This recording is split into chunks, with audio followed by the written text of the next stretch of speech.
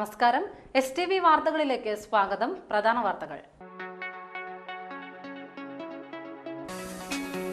യേശുക്രിസ്തുവിന്റെ ജെറുസലേമിലേക്കുള്ള രാജകീയ പ്രവേശനത്തിന്റെ സ്മരണ പുതുക്കി ക്രൈസ്തവ വിശ്വാസികൾ ഓശാന തിരുനാൾ ആചരിച്ചു. ഓശാന തിരുനാളോടെ വിശുദ്ധവാര തിരുക്കർമ്മങ്ങൾക്ക് തുടക്കമായി. കൊടുങ്ങല്ലൂർ ശ്രീകുരുമ്പ ഭഗവതി ക്ഷേത്ര കവർച്ചാ കേസിലെ പ്രതിയെ വിവിധയിടങ്ങളിൽ കൊണ്ടുവന്ന് പോലീസ് തെളിവെടുപ്പ് നടത്തി. കൊടുങ്ങല്ലൂർ ആലയിൽ ബൈക്കും കാറും കൂട്ടിയിടിച്ച് നാദസ്വര കലാകാരൻ മരിച്ചു. ഇരിങ്ങാലക്കുട കോമ്പാറ സ്വദേശി കല്ലിങ്ങവളപ്പിൽ പ്രസാദാണ് മരിച്ചത്. വാർത്തകൾ വിശദമായി. യേശുക്രിസ്തുവിന്റെ ജെറുസലേം പ്രവേശനത്തിന്റെ ഓർമ്മ പുതുക്കി ക്രൈസ്തവർ ഞായറാഴ്ച ഓശാന തിരുനാൾ ആചരിച്ചു. ക്രിസ്തുദേവൻ കഴുതപ്പുറത്ത് ഒലീവ് മരച്ചില്ലകളുടെയും ഓശാന ആരവങ്ങളുടെയും അകമ്പടിയോടെ ജെറുസലേമിലേക്ക് പ്രവേശിച്ചതിന്റെ സ്മരണാർത്ഥം എല്ലാ ദേവാലയങ്ങളിലും ക്രൈസ്തവർ കുരുത്തോല തിരുനാൾ ഭക്തി നിർഭരം ആചരിച്ചു. പുരോഹിതൻ വെഞ്ചരിച്ചു നൽകിയ കുരുത്തോലകൾ കൈകളിലേന്തി ഓശാന തിരുനാളിനെ അനുസ്മരിച്ച് വിശ്വാസികൾ ദേവാലയ പ്രദക്ഷിണം നടത്തി. ഓശാന തിരുനാൾ ആചരണത്തോടെ തീവ്ര നോമ്പിന്റെ നാളുകൾക്ക് തുടക്കമായി. പെസഹ വ്യാഴം ദുഃഖവെള്ളി ആചരണങ്ങൾക്ക് തുടക്കം കുറിച്ചാണ് ഓശാന ആചരിച്ചത്.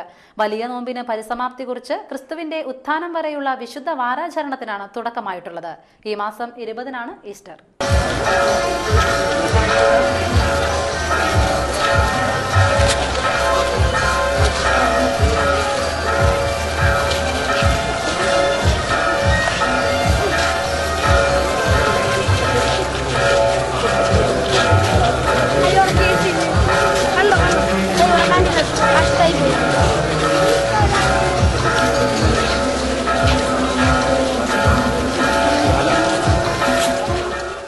വിശുദ്ധ വാരാചരണത്തിന് തുടക്കമിട്ട് പഴുവിൽ സെന്റ് ആന്റണീസ് ഫൊറോന പള്ളിയിൽ ഓശാന തിരുനാൾ ആഘോഷിച്ചു. രാവിലെ വിശുദ്ധ അന്തോണീസിന്റെ തീർത്ഥകേന്ദ്രത്തിൽ ഓശാന ഞായർ തിരുകർമ്മങ്ങൾ നടന്നു. തുടർന്ന് ഇടവക വികാരി ഫാദർ ആന്റണി ആലുക്കയുടെ മുഖ്യ കാർമ്മികത്വത്തിൽ വിശുദ്ധ കുർബാന നടന്നു. ദിവ്യബലി മധ്യേ വെഞ്ചരിച്ച കുരുത്തോലകൾ വിശ്വാസികൾക്കായി വിതരണം ചെയ്തു. തുടർന്ന് ഇടവക ദേവാലയത്തിലേക്ക് നടന്ന കുരുത്തോല പ്രദക്ഷിണത്തിൽ വിശ്വാസികൾക്കൊപ്പം വൈദികരും സന്യസ്തരും പങ്കെടുത്തു. കോട്ടപ്പുറം രൂപതയുടെ ആഭിമുഖ്യത്തിൽ സെന്റ് മൈക്കിൾസ് കത്തീഡ്രലിൽ നടന്ന ചടങ്ങിൽ ബിഷപ്പ് ജോസഫ് കാരിക്കശ്ശേരി മുഖ്യ കാർമ്മികത്വം വഹിച്ചു. നമ്മുടെ മുമ്പിൽ വാഗമരം പൂത്തുലഞ്ഞ് ചുമന്ന് തുടിച്ചു നിൽക്കുകയാണ്. രാജകീയം തന്നെ.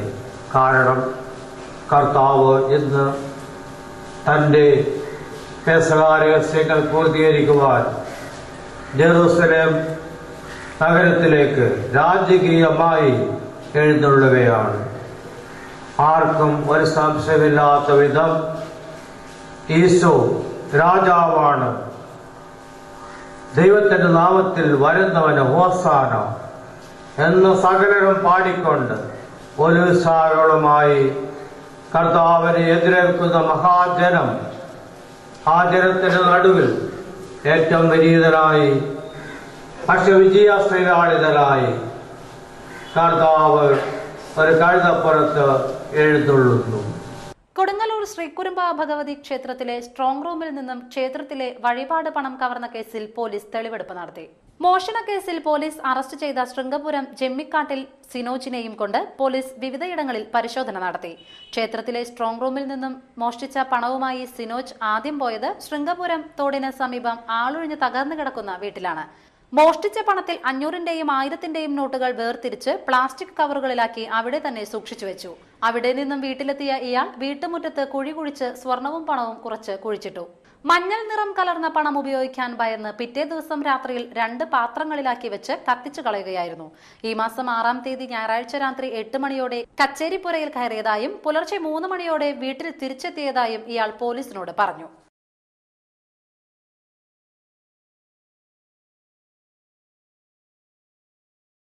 കൊടുങ്ങല്ലൂർ അമ്മയുടെ നിവേദ്യച്ചോറുണ്ട് അമ്പലപ്പറമ്പിൽ കിടന്നുറങ്ങിയിരുന്ന സിനോജ് ക്ഷേത്രത്തിലെ വഴിപാട് പണം മോഷ്ടിച്ചപ്പോൾ പിടിയിലാകാൻ കാരണമായത് കൊടുങ്ങല്ലൂർ അമ്മയുടെ പ്രസാദമായ മഞ്ഞൾപ്പൊടിയാണ്. കൊടുങ്ങല്ലൂർ ശ്രീകുരുമ്പ ഭഗവതി ക്ഷേത്രത്തിലെ പ്രധാന വഴിപാടാണ് മഞ്ഞൾപ്പൊടി. ഭരണയാഘോഷത്തിന് ലഭിക്കുന്ന വഴിപാട് സാധനങ്ങളിലെല്ലാം തന്നെ മഞ്ഞൾ പുരണ്ടിരിക്കും. ക്ഷേത്രത്തിലെ കച്ചേരിപ്പുരയിലെ സ്ട്രോങ് റൂമിൽ നിന്നും മോഷ്ടിച്ച വഴിപാട് പണത്തിലും മഞ്ഞൾ പുരണ്ടിരുന്നു. ഈ പണം ഉപയോഗിച്ച് സിനോജ് പറവൂരിലെ ജ്വല്ലറിയിൽ നിന്നും സ്വർണം വാങ്ങിയപ്പോഴാണ് പോലീസിന് കാര്യങ്ങൾ എളുപ്പമായത്. മഞ്ഞൾപ്പൊടി കലർന്ന നോട്ടുകൾ പുറത്തിറക്കാൻ ഭയന്നാണ് പകുതിയിലധികം പൈസ കത്തിച്ചു കളഞ്ഞതെന്നാണ് സിനോജ് പോലീസിന് മൊഴി നൽകിയിട്ടുള്ളത്. മോഷണക്കേസ് വെളിച്ചത്ത് വരുമ്പോൾ പോലീസിന് തുണയും മോഷ്ടാവിന് വിനയുമായത് ദേവിപ്രസാദമാണെന്ന് വ്യക്തമാവുകയാണ്. കൊടുങ്ങല്ലൂർ ക്ഷേത്ര കവർച്ച അന്വേഷിച്ച പ്രത്യേക സംഘം തയ്യാറാക്കിയ സംശയിക്കപ്പെടുന്നവരുടെ ലിസ്റ്റിൽ മൂന്നാമനായിരുന്നു ഇപ്പോൾ അറസ്റ്റിലായ സിനോജ്. ക്ഷേത്രങ്ങളിലും മറ്റും കവർച്ച നടത്തുന്ന 7 പേരുടെ ലിസ്റ്റാണ് അന്വേഷണ സംഘത്തിലെ പരിചയസമ്പന്നരായ ഉദ്യോഗസ്ഥർ തയ്യാറാക്കിയിരുന്നത്. മുൻകാല ക്രിമിനൽ പശ്ചാത്തലവും മോഷണ രീതിയും പരിഗണിച്ചാണ് സംശയിക്കുന്നവരുടെ പട്ടിക തയ്യാറാക്കിയത്. സിനോജ് ഉൾപ്പെടെയുള്ളവരെ തെരയുന്നതിനിടയിലാണ് ഇയാൾ പറവൂരിലെ ജ്വല്ലറിയിൽ സ്വർണം വാങ്ങാനായി എത്തിയത്. ഇനിയൊരു ഇടവേള.